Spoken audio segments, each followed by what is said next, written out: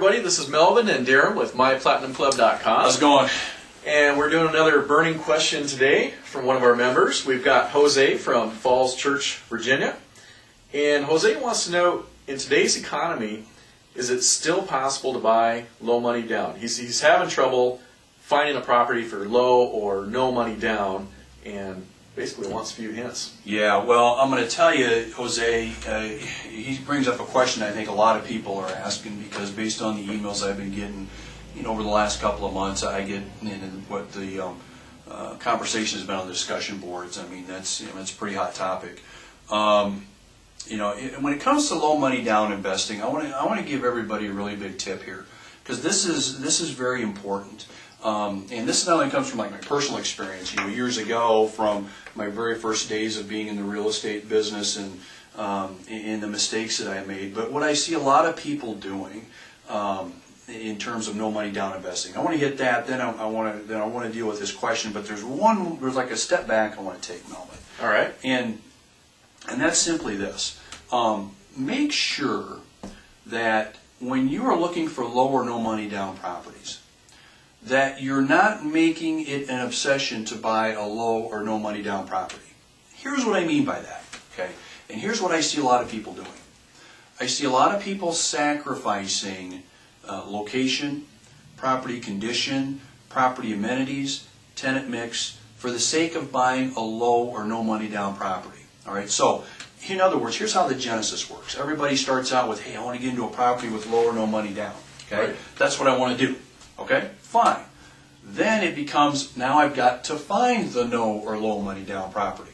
Okay, then what happens is it becomes an exercise of simply finding the low or no money down property, buying it because it's a no or low money down property, and not looking at all of the other fundamentals necessary for this to be a great investment. Okay, so for example, I talked with a guy on the phone last week, and he was looking at a 24-unit apartment property that he could get with no money down.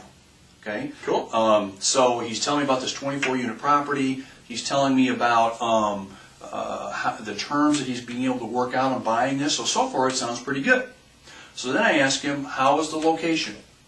Well, it's in an area that's pretty much known for crime. Okay, all right.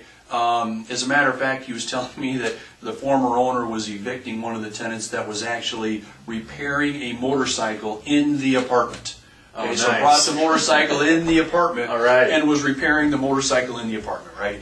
That just kind of tells you what kind of tenant mix you got. What the tenant mix is, sure. And so, that's interesting. And then I asked him, well, what kind of condition is it in? What needs to be done? Well, he lists off like 4 or 5 things that he thinks he's going to have to do to the property. Once he takes over, it's going to cost probably tens of thousands of dollars.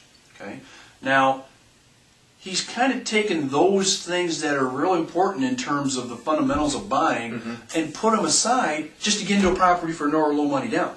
Okay, and you can't do that. You can't do it. It's tempting.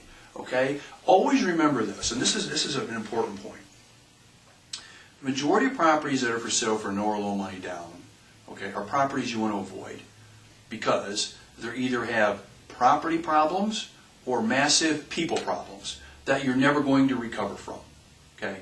And so you never want to get involved in a property that's going to cause you headaches and problems for years for the sake of no or low money down. Because in the end, it's going to cost you more money than what you anticipated, not only in down payment over time, but it's going to cost you a hell of a lot of time, okay, dealing with all those kinds of things. Yeah. So I've gone the long way around of basically saying, don't sacrifice fundamentals of commercial investment real estate and apartment analysis. In other words, making sure you've got a good property, okay, that's going to do a good job for you, for the sake of being able to buy a low or no money down property.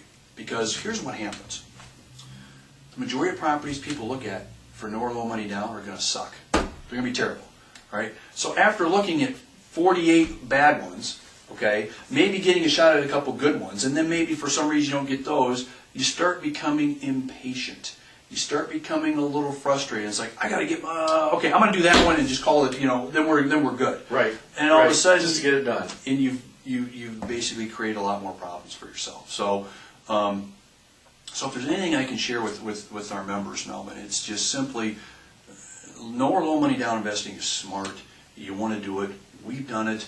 But don't sacrifice fundamentals of the property just to get into a property for no or low money down. Okay. Now, Jose's question is now a good time. How do we do it? Now's a good time to be involved in a part of Everything going on in the economy. Yeah. Now's a good time. But you've got to be prepared to spend a hell of a lot of time looking at properties that aren't going to work. Okay. So you're going to have a list this long of properties that are going to qualify for no or low money down.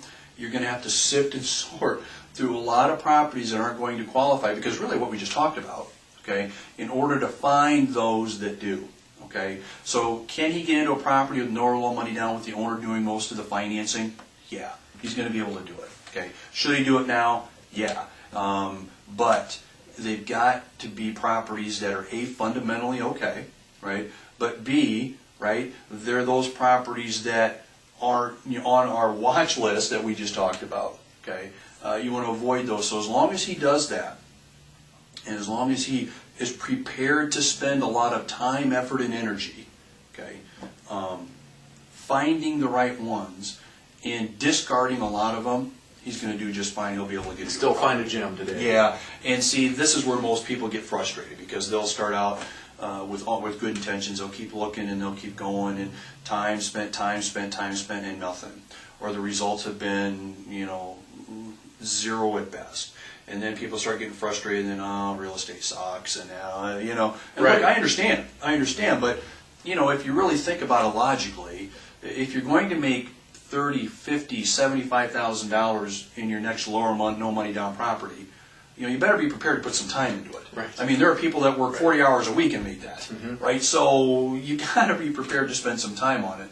And as long as Jose's prepared to spend the amount of time on it, and as long as he keeps those fundamentals in place, he shouldn't have a problem in finding the property. It's just a matter of how much time and how much energy it's going to take to get there. Gotcha.